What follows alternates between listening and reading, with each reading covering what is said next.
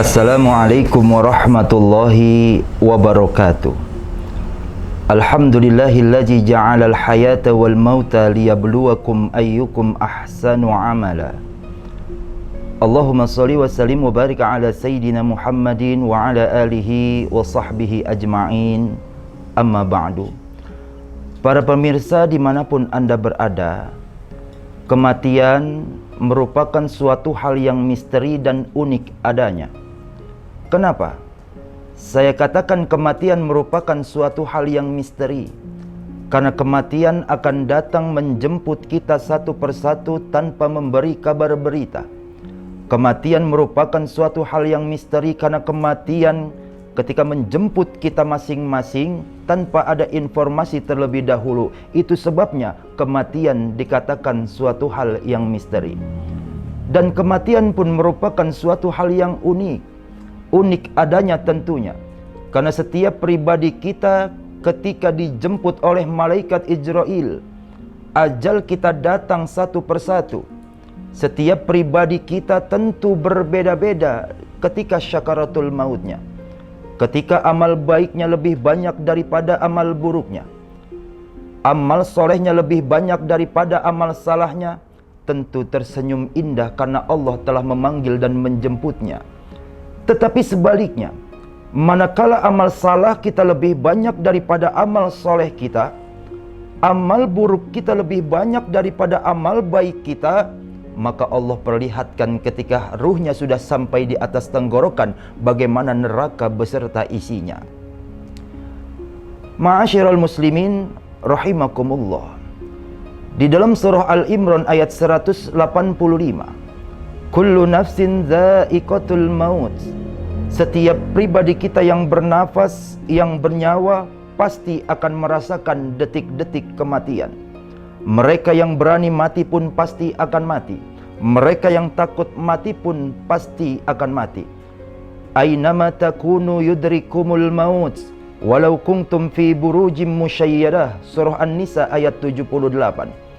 Sekalipun kita takut kepada kematian, lalu kita mendaki ke suatu gunung yang amat tertinggi di dunia ini, lalu kita bersembunyi di suatu benteng yang amat kokoh, kita bersembunyi di dalamnya saking takutnya kita kepada ajal kematian, lalu kita bersembunyi di dalam peti dan peti itu terbuat dari emas, kita masuk ke dalamnya, kita kunci rapat-rapat, lalu kuncinya kita suruh orang untuk dibuang di tengah lautan. Saking takutnya kita dari mati, lalu kita menghindar dan bersembunyi.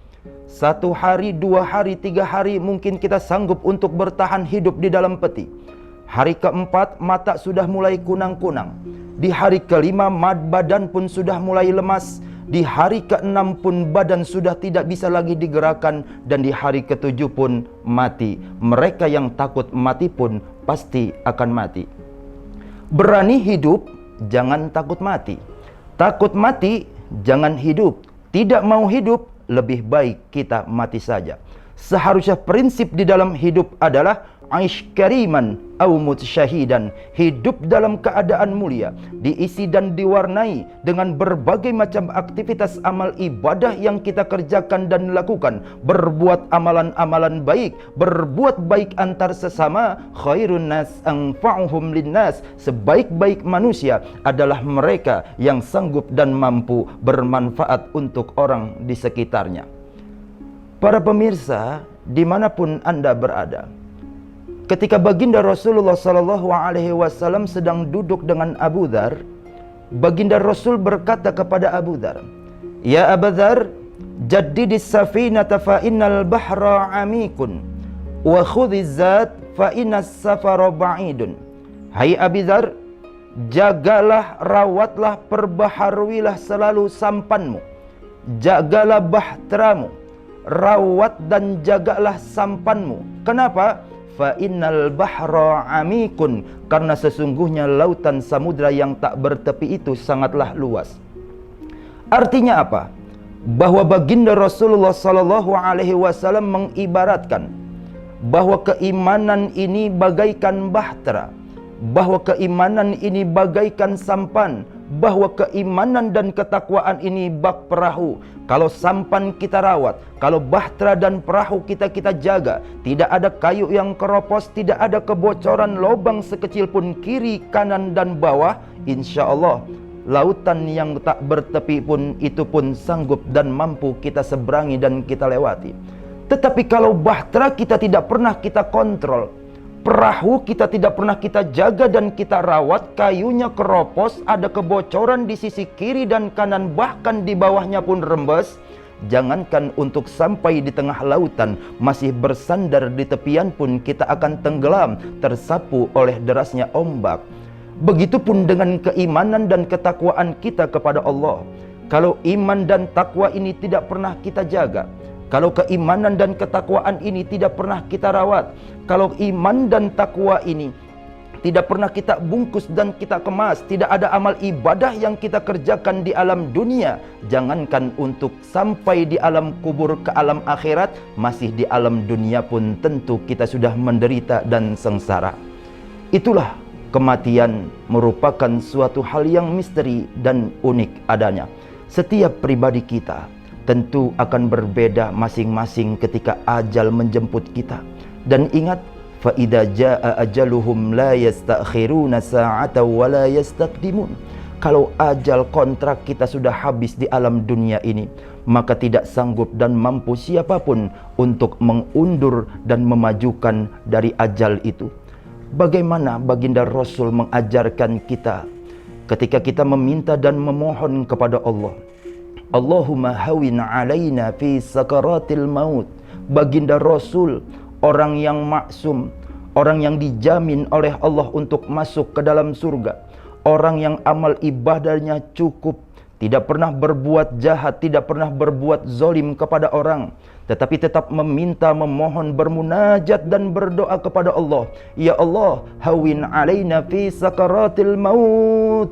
Ringankan dan mudahkanlah ketika aku menghadapi sakaratul maut. Orang yang maksum, orang yang sudah dijamin oleh Allah masuk ke dalam surga, masih berdoa minta diringankan ketika sakaratul maut.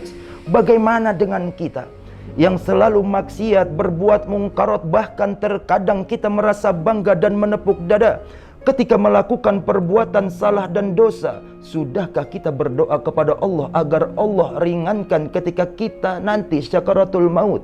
Karena di dalam hadis Tirmidzi, syakaratul maut itu adalah lebih dahsyat daripada 300 tusukan pedang yang menghujam dan menusuk badan ini. Kalau kita pengen merasakan bagaimana pedih dan sakitnya sakaratul maut, maka 300 tusukan pedang itu pun harus menghujam di badan kita. Satu hujaman kita tes bagaimana rasa sakit dan pedih serta perihnya itu hujaman dan tusukan pedang. Apalagi sampai 300 tusukan pedang. Itulah baginda Rasul mengibaratkan bahwa sakitnya orang yang syakaratul maut itu seperti 300 tusukan dan hujaman pedang yang menghujam dan menusuk di tubuh kita. Para pemirsa dimanapun Anda berada, bukan kematian yang kita takutkan, bukan kematian yang kita hindari, tetapi yang kita takutkan adalah ketika ajal kita, kematian kita, kontrak kita sudah habis di alam dunia, belum ada amal ibadah yang cukup yang kita kerjakan dan lakukan ketika hidup di alam dunia. Masih ada alam kubur, ketika amal baik kita lebih banyak daripada amal buruk kita. Ketika amal soleh kita cukup dan lebih banyak daripada amal salah, maka nikmat kubur yang akan Allah berikan ketika kita berada di alam kubur. Tetapi sebaliknya, ketika maksiat, mungkarat, amal buruknya lebih banyak daripada amal baiknya, amal salahnya lebih banyak daripada amal solehnya, jangankan sampai di alam akhirat, di alam kubur pun Allah akan berikan dia yang namanya azab kubur ataupun siksa kubur. Semoga Allah jadikan kita pribadi-pribadi orang-orang yang beriman dan bertakwa, orang-orang yang terus memperbaiki sampan perahu ban bahteranya, orang-orang yang selalu menjaga keimanan dan ketakwaan, orang-orang yang selalu berbuat amal ibadah kebaikan apapun bentuk dan warnanya, karena kita yakin dunia ini bukan akhir dari segalanya, masih ada kehidupan setelah kita hidup di alam dunia, yaitu alam akhirat. Semoga Allah wafatkan kita dalam keadaan husnul khatimah. Semoga bermanfaat. Wassalamualaikum warahmatullahi wabarakatuh.